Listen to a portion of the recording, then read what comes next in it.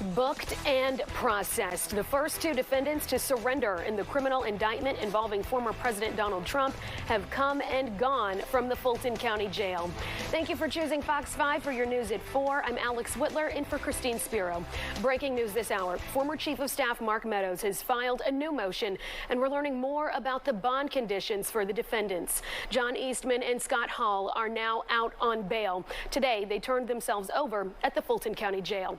Just minutes after being released, one of them did not head home quietly. It's the first time we're hearing from one of those charged on camera. Fox 5's Tyler Fingert is live outside the jail. He was there as Eastman addressed reporters. So Tyler, what did he have to say? Well, Alex, good afternoon to you. John Eastman, an attorney who advised former President Donald Trump, was blasted the indictment just minutes after walking out of the Fulton County Jail. He says he will fight this while doubling down that the 2020 election was stolen. I'm here today to surrender to an indictment that should never have been brought. A defiant John Eastman did not back down Tuesday after turning himself in to the Fulton County Jail. He's one of 19 named in a sweeping Fulton County election meddling indictment.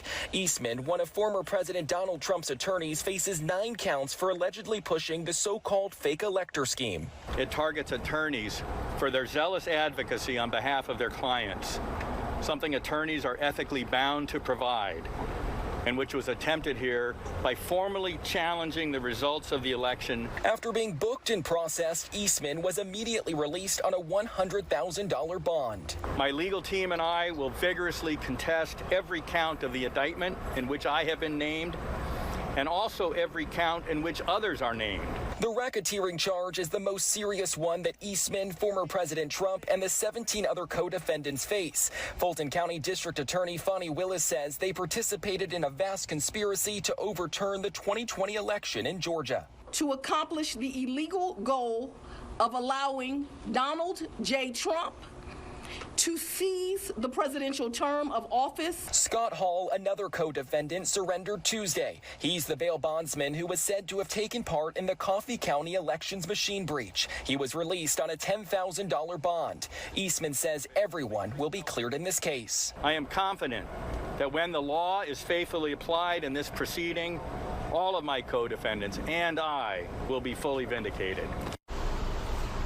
And breaking right now, Fox 5 has just learned former Chief of Staff Mark Meadows has filed an emergency motion in federal court to push off his surrender until after a hearing in federal court. So we'll have to wait and see how all of that plays out. Meantime, former President Trump says he will be surrendering here to the Fulton County Jail on Thursday. The other co-defendants have until Friday at noon to do that. We're live outside the Fulton County Jail this afternoon. Tyler Fingert, Fox 5 News. Tyler, thank you. Plenty